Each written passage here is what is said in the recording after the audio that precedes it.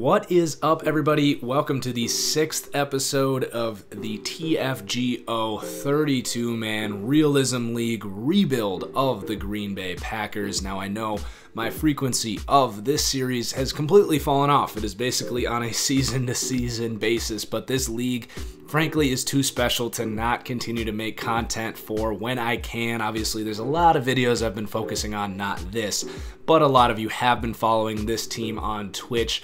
This season was fantastic, as always. Not just my own team and how things have gone here, but really this league in general. It has become something special. The community, obviously the 25-page rulebook that has been molded to get us to where we are now, just having to make less and less changes every year. This thing is really coming along to offer such a unique franchise experience with our rules from gameplay to roster management to kind of negate some of the flaws that this game has. So I will quickly plug that we are accepting members for the waitlist right now. The waitlist is much shorter than you would think right now. We've only got a couple people on it. So if you are interested, it is not for the faint of heart, but the link for that application is in the description below. Remember, you can also follow the league on my Twitch. You can follow all the teams on Twitch via the Twitch TFGO Network. There's a link for that in the description below. So yeah, you can follow all of my games live on Twitch, including the playoffs that we are now into. And then you can follow the league on Twitter at TFGO League. And we also have a YouTube page for the league. So lots of places to follow the league, even if I'm not pumping out consistent content on this channel for my Packers rebuild.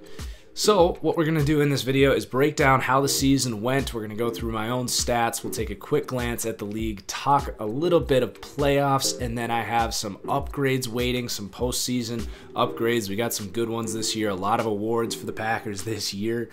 And then I'm going to finish up with my top 10 plays of the year.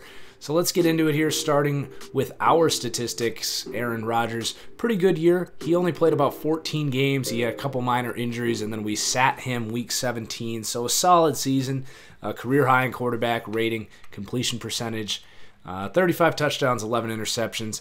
Would like to keep those interceptions a little lower, but a good year. Did throw 3 in the first game of the season, so was able to limit that.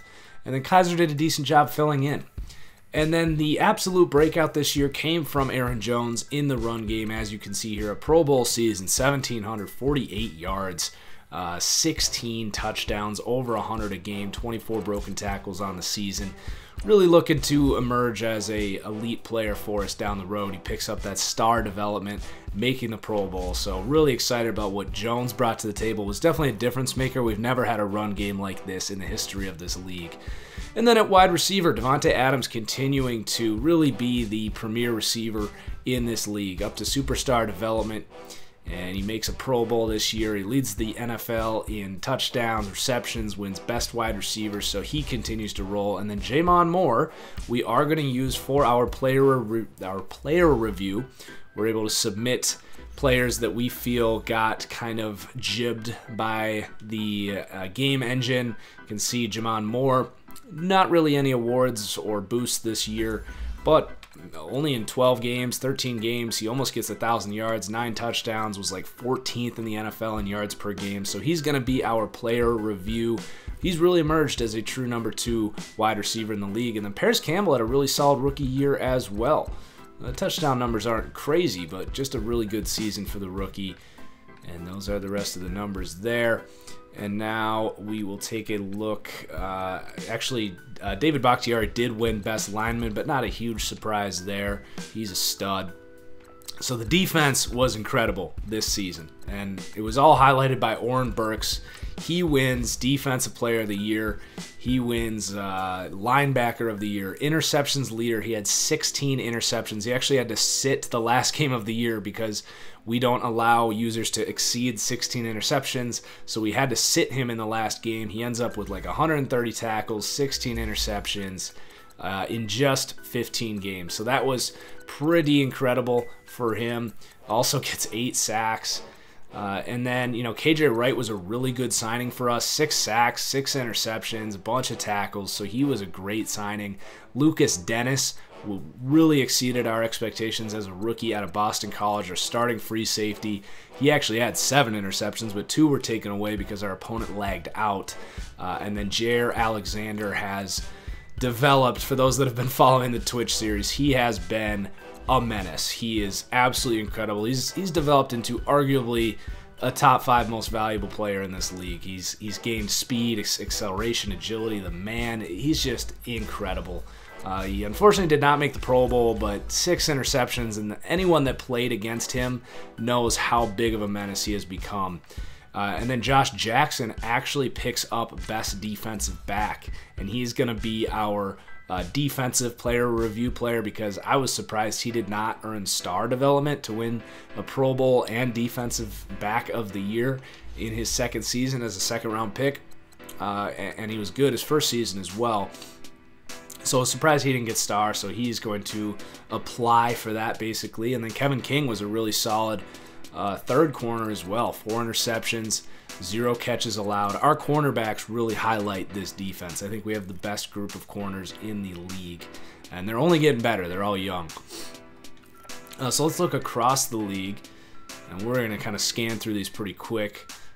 Ironically, Caleb Sturgis there with the best kicking stats. So Josh Allen, Hawking regime, just killing it. No surprise. He's going to win MVP. And let's see, it looks like he already did his upgrades. So he's up to an 87 in his second season. And as you look through, you know, the interception number is pretty high. We're looking to get those down. We might have to do some slider adjustments. Definitely don't want to see those high for a realistic league, but some of the better users, you know, pretty good realistic stats here. Carson Wentz, a great season. Let's see, we were down there for touchdown to interception, but as we said, pretty high there. The rushing leaders, Aaron Jones almost gets it. Todd Gurley really slowed down at the end of the year, but Aaron Jones right up there. And then David Johnson, Jerick McKinnon, these guys all had really good seasons. And then the receiving leaders, you can see there, we just barely lead the NFL in receptions. A great year for Deshaun Hamilton and Juju. Alvin Kamara up there as well. So that's the top receivers there. And then blocking, we'll skip over that. The sacks allowed, I don't know how much we can really trust that. So here's the tackles. Burks actually is going to finish 4th. Like we said, he sat that last game of the year, but he still wins Defensive Player with the 16 picks, the 8 sacks. He actually finishes tied for 3rd for solo tackles. Really good year for Raekwon McMillan there. So how about sacks? Chandler Jones, Melvin Ingram, Joey Bosa. Wow, so the Chargers just annihilating teams. I know Ingram had an 8-game sack, but the sack number is actually a little down at the top from last year. Khalil Mack, 22 for the Jaguars. They acquired him in a blockbuster that also sent Yannick Ngakoue to the Raiders. Does not look like he had the greatest season. Nick Perry, amidst all of this, somehow does pick up superstar development. Makes the Pro Bowl, 11 sacks. Good year for him, and he was part of a rotation. He didn't even fully start for us. And then we'll skip over the kicking and punting.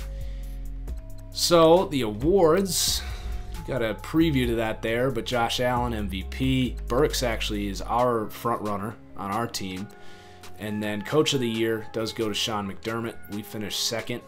AFC Player of the Year, Josh Allen. Offense, defense, Melvin Ingram. Offense, Karan Higdon, a good player there out of Michigan. The running back, Cameron Smith, went in the 1st round in our draft. And then Josh Allen. Sony Michel, a great year. Tyrell Williams was acquired in a trade, and boy, did that pay off. It's like 17 interceptions. Good to see Quentin Nelson getting that Best O-Line award. A great year for him. Melvin Ingram. And then Zach Vigil, surprising everyone. Julian Stanford, 2nd there. A couple under-the-radar linebackers. Best D-back, Kevin Byard, had a great season. Like 11 interceptions. And then for us, Carson Wentz picks up Offensive Player, Defensive Player to Oren Burks. Offensive rookie LJ Scott, another running back. Nick Bosa and Ed Oliver were the front runners for Defensive Player of the Year. Lucas Dennis all the way down there 9th. A lot of really good performances by the defensive rookies in the NFC. Best quarterback, we finished 2nd. Best running back, we finished 3rd. Best wide receiver, Devontae Adams at the top. Really kind of ran away with this one in the NFC.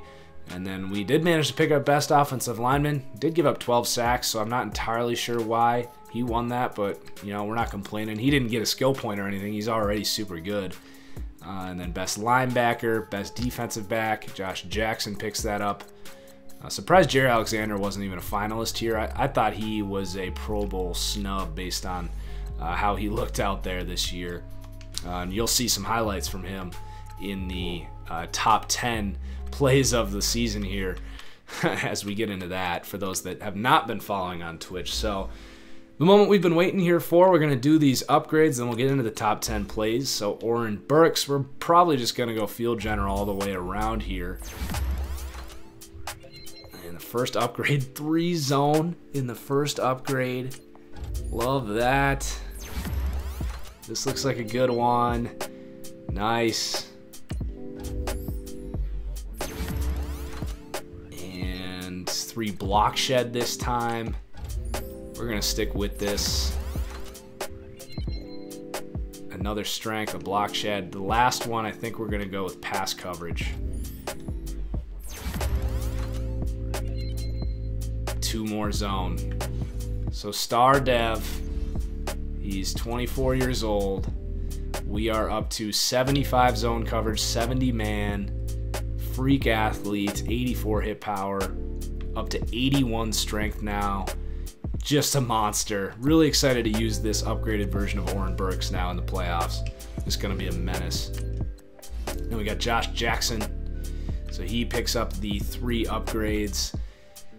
And we are going to go, I think, with maybe just 1 of each for Josh Jackson here.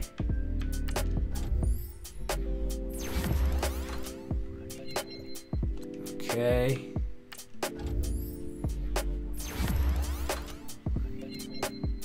Okay.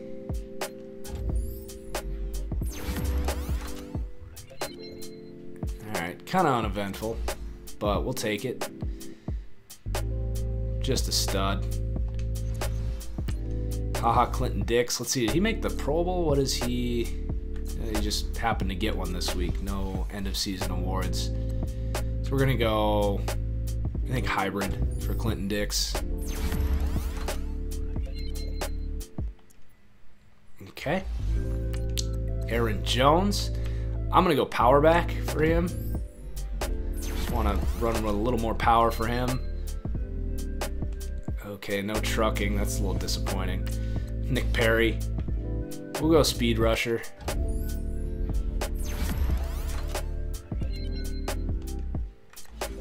Really surprised he got superstar, but he is pretty good.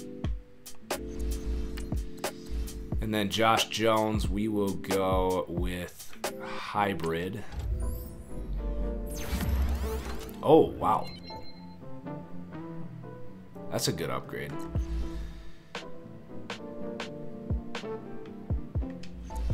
Okay, and then our fullback actually made the Pro Bowl. We picked this guy up off of free agency before the season started. So that looks like a good pickup for sure, making the Pro Bowl. Alright. So that's that. Good recap of the season. And, you know, like I said, playoffs. I guess I can preview this a little bit real quick. So Colts and Chargers, and we just did a big preview podcast that will be put up on the league channel. So if you really want to hear a deep dive into how these teams played out this year, you can get it there. But for our own perspective, we're either playing probably the Rams. I mean, obviously we're going to play one of these 4 teams. I think there's a decent chance we see the Rams. If the Eagles can beat the Cardinals, we basically get the lowest seed. And the Rams have really given us fits in the past, so we're kind of hoping that the Cardinals can win, and we'll see the Cardinals, even though Clone's a good player. And then, you know, we got our eyes, you know, we're taking it game by game, but we've got our eyes set as well on Hawking regime there. So let's do the top 10 now. These aren't any particular order here, just a good snapshot of kind of this season if you missed it all on Twitch. So here we have Davante Adams, the best wide receiver, spinning away after catching a great deep ball there. Touchdown, Packers. Now we got 3rd and 20 against a good Chargers team. This was later in the year, and they're going to test Jaire Alexander one-on-one. And like I said, you guys, he is just a monster, and that's against Keenan Allen, locking him down. And then how about another Jaire Alexander? Pardon the choppy quality there. This is coming from a stream, but you can see the things that Jaire Alexander is able to do on the football field. And this was Week 16 against the Bears. Deshaun Kaiser leading the charge for the go-ahead touchdown with about a minute and a half to go. And then right after that, we had Oren Burks sitting here with 15 interceptions, could not get a 17th, but no better time for his final play of the year.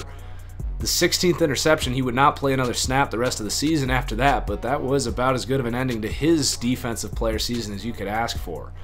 And now, against that Chargers team, really good read there by Aaron Rodgers, and then the spin by Cole Beasley to get in. Nicely executed there, and then here's a nice little look at Davante Adams' catch and run ability, the blocking. This was a big game against Philadelphia, and the team really showed up. Davante Adams' run after the catch was incredible in this season. And then how about from that same game? How about more Davante Adams? Diving into the end zone for the touchdown. Get the Eagles caught in the run middle, guess run look there for the touchdown. And now against Dallas, this was just a nice little chess game here, motioning Jimmy Graham out to get the one-on-one with the linebacker, and they are just going to hit the out route there. Perfect little matchup problem there. And now we're looking for the dagger against Detroit. Rodgers, touch pass, and woo, that was pretty. That is a good way to end a ball game there. 81 yards to Jamon Moore. Throws up the X for some reason. And that's going to do it. Hit that like button if you enjoyed the recap. Keep in mind everything I said in the intro about following the league and applying to join the league. And make sure you do not miss my playoff games coming up in the next few weeks. You can follow the team on Twitter at TFGO Packers. You can find out when those games are happening, or just follow on Twitch and get notifications there. Twitch.tv/thatfranchise, guys. So cheers as always, guys. We'll see you next time.